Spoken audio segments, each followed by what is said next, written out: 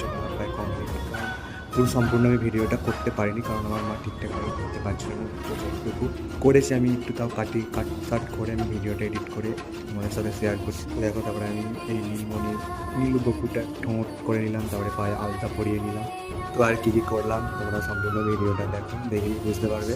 আমি আর বেশি কিছু বলছি না।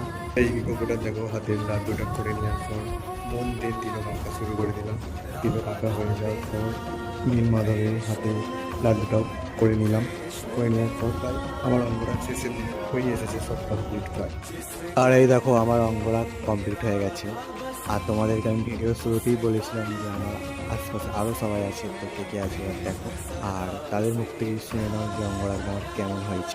আর তোমরাও অবশ্যই কমেন্ট করে জানিও অঙ্গরাগটা কেমন হয়েছে।